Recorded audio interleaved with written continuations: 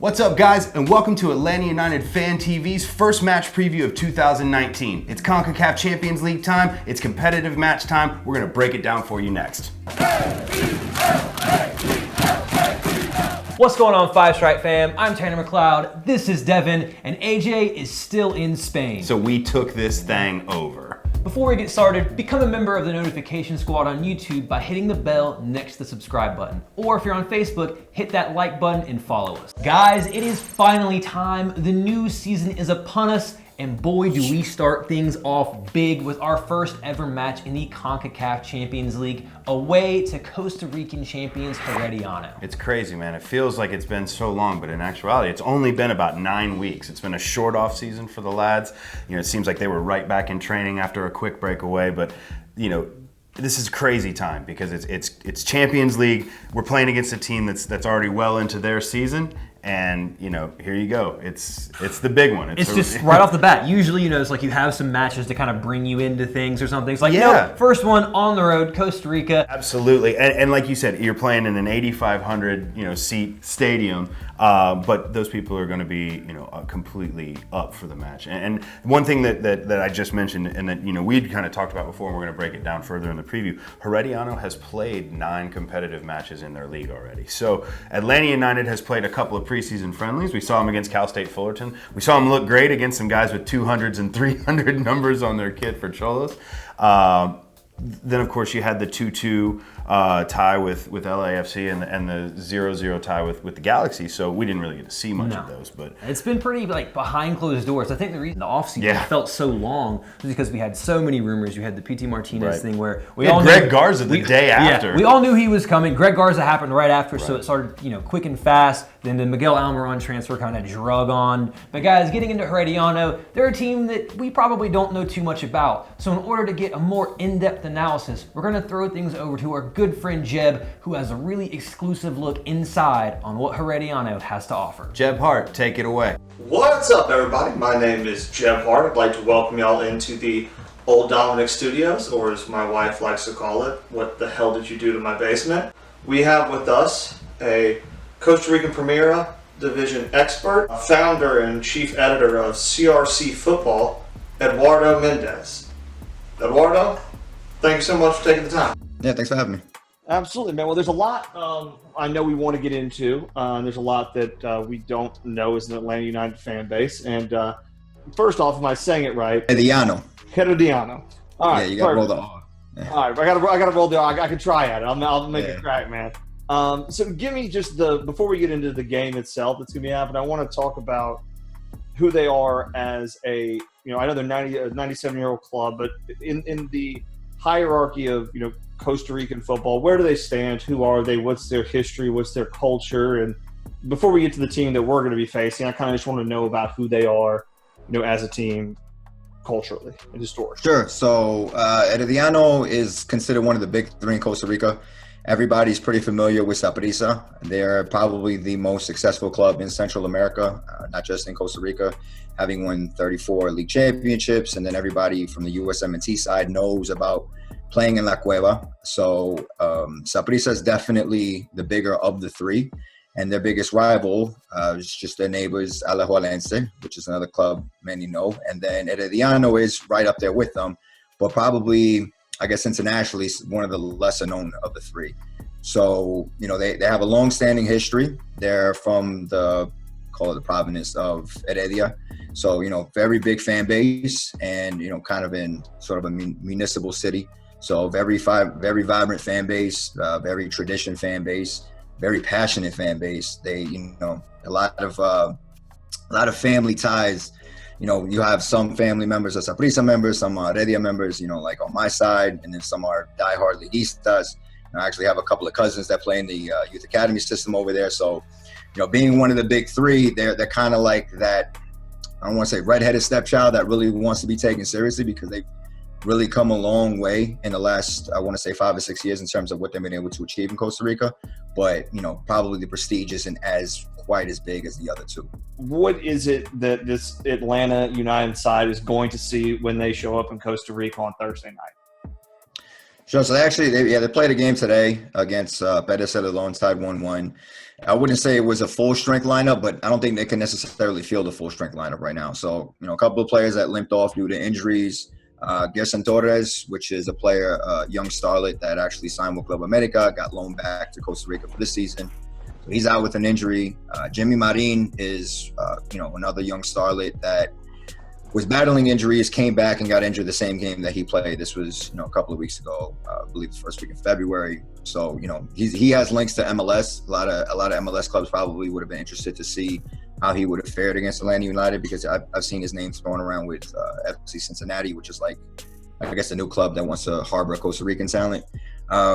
So he's also out. Kaner Brown, kind of out of nowhere, was just taken out of the starting lineup on Wednesday and replaced by Pablo Salazar. So you're talking about three pretty key pieces, and then pieces that left in the offseason. So kind of their spine was ripped apart before the season even really got going. So Leonel Moreira, the number 2 for the Costa Rica national team, he ends up going to Pachuca.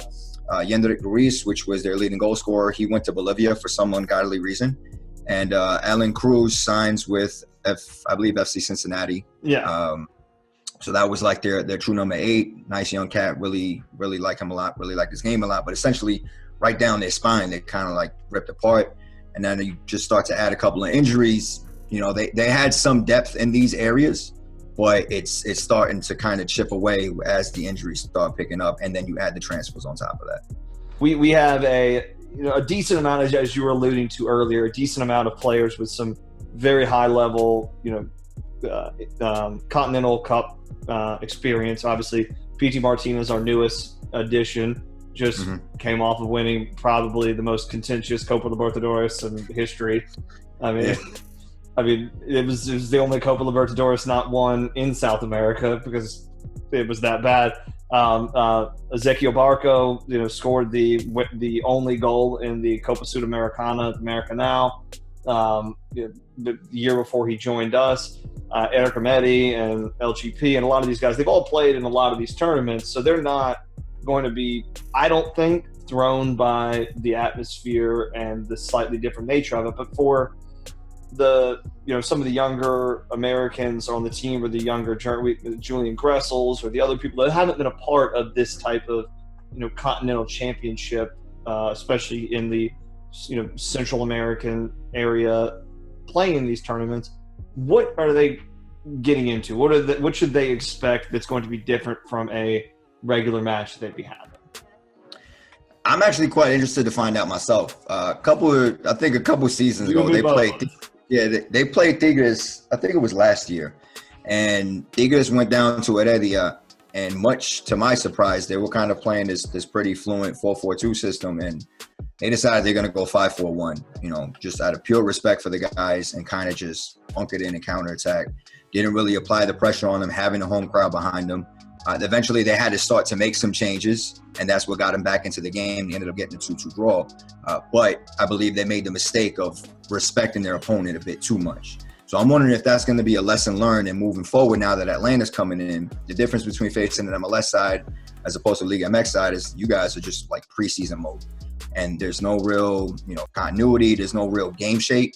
So, having a couple of weeks into the season under the belt to have that match fitness and be able to lift the intensity to a level that Atlanta may not be able to match right off the bat might give them that advantage. So what I'm hoping is that, MLS Cup champions, a lot of money spent, a lot of money thrown around in Atlanta. I'm hoping that Heredia isn't too respectful of their opponents, and they're just there to really apply heat, apply pressure, extra kicks here and there, be very CONCACAF-y in terms of the fouling, kind of mess up the entire flow of the game and dictate the tempo themselves. But it's all going to come down to kind of, I guess, let's call it Medford's pride. If he feels like, this is our day, we're at home, this is how it's going to go, I feel like they could really, I guess, pull Atlanta back a little bit and kind of get them to feel like, all right, we really need to match their intensity right now.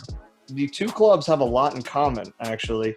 In their entire 97-year history, Herediano has never been relegated. And this is a little fun fact for you. Atlanta, never been relegated either. Yeah. So, I mean, it's just, you can put that that one's for free. You can put that in your back pocket and keep it for later. Much appreciated. Dude, thank you so much, Eddie. I appreciate it, and I look forward to talking to you in the future, man. Yeah, definitely, man. Salute. Cheers. Cheers, Buff. We want to say thanks to Jeb for that in-depth analysis on Herediano and all things Champions League. So now we've got to look at this from more of our key questions type setup. This being the first match in Champions League, there are some really big questions. It's also our first competitive match with Frank de Boer at the helm. So that kind of is my first question to you, Tanner, and to you listeners. You know, how is Frank de Boer going to approach this game tactically? We know he's kind of set up in that 3-4-3. How do you see him approaching this match against a team that's full of internationals, Costa Rican internationals with World Cup experience? I think it's a very interesting proposition that he has. Ideally, you'd like your first match to be at home, something simple, something straightforward, where you can play the system you've practiced in preseason, you can go out, you can be positive, you can be attacking. This is welcome to Thunderdome. Yeah, this is welcome to Thunderdome. I mean, you're going on the road, and it might not be a great environment to try to play this possession, very fluid, fancy type football. We don't know what the pitch is going to be. Exactly. You might just need to be pragmatic, kind of how Tata Martino handled things in that MLS Cup run. I mean, I think it's really interesting. I think he will go with that 3-4-3. There's, if he plays that all preseason, he's not going to change right before the season starts for that first game. The players are used to it, so I think they will go in with that system. I think what will be interesting to me is how aggressive is he willing to push those wing backs? Will it be more of a back five with, Gressel, who I think will start at right wing back with Escobar being out? And then I think both of us agree Brett Shea probably at that left wing back spot. He just brings the size, the strength, and the international experience having played with Stoke. And as much as I love George Bello, I don't think away in a Champions League match in Costa Rica is the first match to bleed in a 17. Yeah, I completely agree with you on that. So I think it's going to be interesting to see how much emphasis those guys have on getting forward, because you don't want to leave yourself, open at the back. You can definitely win the tie away, but you can also very much put yourself in a big hole if you get your things wrong. As was evidenced in the Eastern Conference Finals with Red Bulls. That match, or that tie was practically done after we put them away at home. So yes, we need to go down there and score goals because the away goal setup is in place. For me, I see us attacking. We're an attacking squad. We can look at that 3-4-3 and the changes that have been made by Frank de Boer to the system as not really that drastic. Systems and formations change, but Tata played this fluid kind of 4-3-2-1 or 3-5-2 or whatever. 3-5-2 or what. It was almost like he adjusted for the team that they were playing. So I do see a system where the only real player that's going to get bled in this situation to me is a Miles Robinson because an Escobar is down. If we're going to go ahead and break down the players that I see fitting into that 3-4-3, obviously you're going to have Brad Guzan. Okay, yeah. Well, let's go ahead. Yeah, let's go ahead and dig into that starting lineup. I mean, I think this is the best kind of starting point for us to talk about how we approach this game. So you and I think we talked before. We pretty much agree on almost the entire 11. It's definitely Guzan in net. Absolutely, you got to have Guzan, and then you look at if we're going to play that 3-4-3 that we discussed, where your center backs are going to be true center backs with two defensive mids in front of them and wing backs on the outsides, I think we can all agree you're going to play the captain. I mean, Michael Parkhurst is the rock. He may not be the most athletic player on the field, but he's mentally sharper than anybody out there, and he knows the angles, as evidenced, in the MLS Cup. Obviously, LGP is going to be out there for the flair and just the power, the precision, and the ability. And then that's where I say you fit Miles Robinson in as your third center back. So basically, how they were lining up in the preseason with that back three, with Parkhurst on the right, LGP on the left, and Robinson as that kind of almost sweeper role in the middle of the two. Well, also yes, because that gives him the most cover, being the youngest, and also being closest to Brad Guzan. I feel like he can take the direction from the keeper. And he has the athleticism that if someone does get through, he could probably catch up to them. Hopefully we don't see that too much. Yeah, because we don't want to see, especially in these matches, you never want to leave anything to the refs, because a simple foul could be a red, a studs especially in CONCACAF. Exactly. a studs to the face could be nothing. You never know with these matches, so we really don't want to put a situation where we have breakaways and a defender clips a player, and then the next thing you know is we're playing down a man for 70 minutes. To be fair, refs in Champions League in general could be terrible, as demonstrated in that PSG Manchester United game last week, but we're not going to get into that too much. Now, getting into the midfield, so I think we all know Julian Gressel will be that right wing back. He's played there so much already for Atlanta United, and with Escobar being out, you don't really have another option to play there. You don't have the option, plus him in attack with the solidified back three and the two supporting defensive mids who we'll get to, kind of serving, as you said, as that back five. Gressel is free to pretty much go up and down. Now, where he excels is the fact that he tracks back and his work rate is so high. He's also one of the best crossers in the MLS. So I look for him to be deadly looping the ball into Joseph.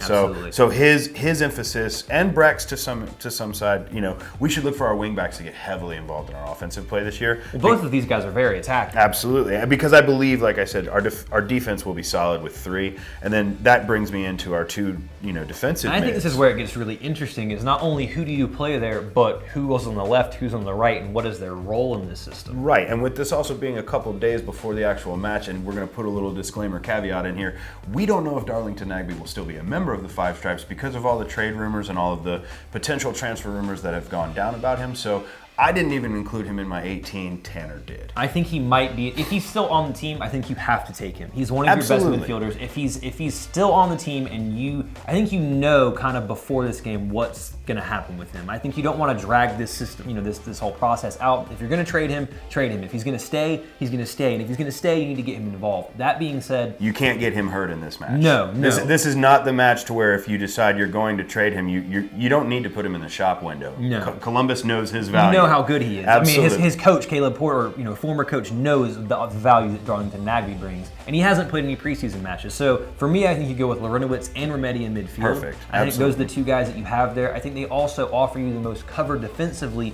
to keep a Parkhurst from getting exposed, because Remedi's shown he can get out to those wide areas and kind of cover that space if you have a Gressel moving forward. He's just ridiculously tenacious, too. I mean, that's the thing is, I compare Eric Remedi very closely to a Lucas Torreira from Arsenal in that he is just a bulldog in the center of the pitch. And people don't really think about Larenowitz's offensive capabilities, but he's that wild card on a shot. If there's a loose ball in or around the 18 and Larry's got a shot on goal, he will take it. Yeah. And I would not put it past Larenowitz to get a little bit more towards a center mid as opposed to a CDM in the role, and let Remedi play a stopper role almost. That would be interesting for sure. So you would get his calmness and his composure on the ball, but you really haven't seen him in that much of an advanced role, I think, before with Atlanta United, because last season you had Nagbe taking those positions, and you would have Miguel Almiron coming into those positions. I think, moving out to the other side, we both said Breck Shea. I think that's kind of straightforward. We've kind of gone over that. It's really coming down to experience and level of experience. I still think Bello is your day one starter against DC United in the league, but in a competition where we're hoping to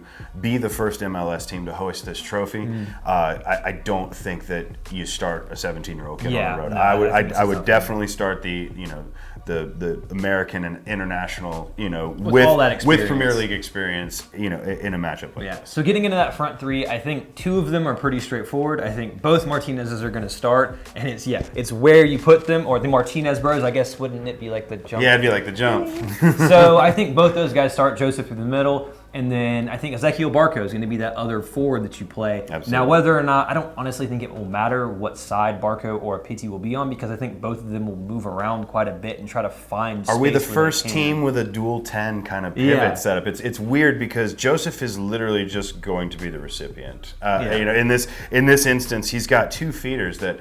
Barco is obviously dual-footed, and PT is dual-footed, and both of them have an eye for goal, but both of them also know that the Venezuelan Viper is the king. Oh, yeah. So all he has to do is just get into space, and they're going to find him. I mean, you've got 2 guys that are so technically gifted that all he has to do is make those runs, and they will find him. And I think for Pitti, it's CONCACAF Champions League. He's been in Libertadores. So it's like for him, I think he's just going to step onto this pitch and immediately feel comfortable, even if the pitch isn't good, because again, Libertadores. Like, he's been playing on cow pastures in South America. And he also just did it in Madrid in front of all the best scouts in Europe. So I don't think that the stage is going to be too big for Atlanta United, and that's why we've loaded, if you look at our starting 11, it's loaded with experience and it's loaded with internationals. P.T. Martinez plays for Argentina. Joseph Martinez plays for Venezuela. Breck Shea plays for the United States.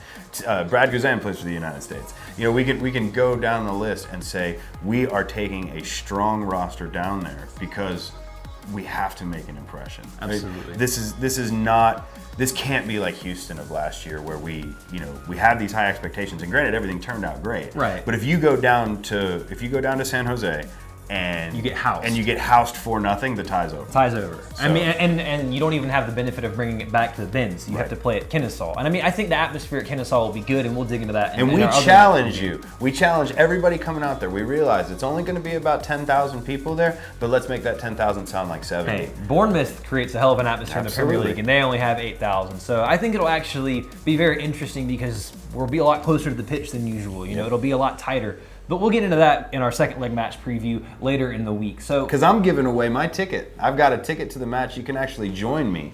We'll break that down. You get to watch it with me. That's either a good or a bad thing, depending on how beers you feel. are on you, but no, no. So just to break that down a little bit, I've mentioned it. AJ's mentioned it on our Twitter feed as well as our Facebook. Make sure that you like the channel. Make sure that you subscribe to the channel. Make sure that you comment on the videos, share the post, and what was the other one? You had to comment on Twitter with a couple of tags. This is something that I want you and AJ have come up with. I want you to come see the match with us, but I also want you to help us spread the word of the channel because we're doing great work. Yeah, absolutely. So guys, I think another really interesting point we need to get into, and I think it needs to be touched on, it's Herediano, we said, they've already played 9 matches this season, but they haven't looked great. No. Goal difference of 0, they've played 9, drawn 3, won 3, lost 3. So it's looking like we dodged a bullet by not getting Saprissa, to be 100% honest. And Herediano has had some attrition. They sold one of their top goal scorers to FC Cincinnati. Another one of their players just recently left for the Bolivian League. I believe it was one of their vice captains. They're struggling to score goals. They're struggling to score goals. They're leaking like a sieve.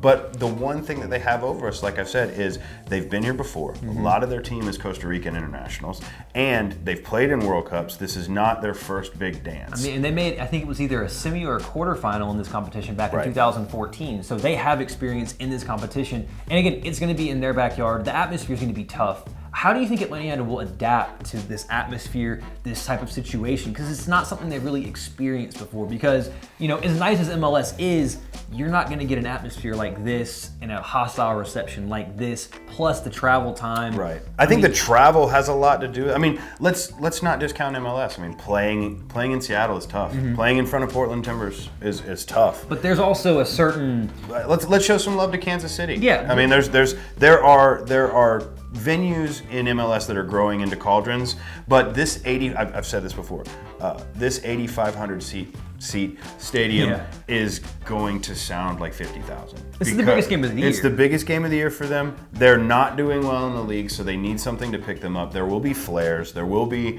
It's going to be that Central Latin American flair that you don't really get, that uncontrolled, we don't really care what they do type of thing, because whatever they can do. So if our players can go in and not be overwhelmed by that, if they can overlook the banging on the bus and the fireworks outside your hotel the night before, that's gonna happen, which is going to happen. They're gonna have a street parade right before. If our players can just put on their headphones and block out the noise, I think we'll be fine.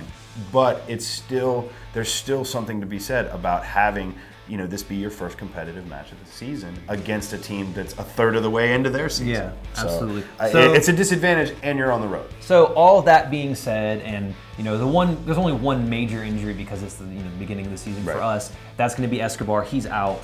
All of that taken into context, how are you feeling going into this game? What do you think is going to happen? What do you think the scoreline's going to be? Okay. Just because of everything that we've already mentioned, they have a very strong squad that's not doing well and will be looking to make a statement. I think they're going to come out. I think Herediano is going to come out really strong.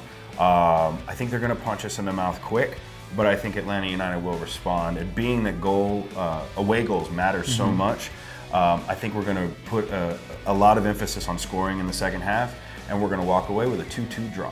All right. For me personally, I think that our team quality, even if it is the first game of the season, I really trust the quality in this team. I think Ezequiel Barco, Joseph Martinez, and PT Martinez will be right at home against these guys. They'll be used to it because they're all South American. They've played on a cattle pasture before. Yeah. They've played in high intensity situations. They played on a rocky street. Exactly. So I think for me, I think it's going to be our attack versus their defense because they have struggled to score goals. And I think that there's enough experience in this team that even if we do concede an early goal, I think that they'll be able to get through that. Right. I think that our attack is really, really good.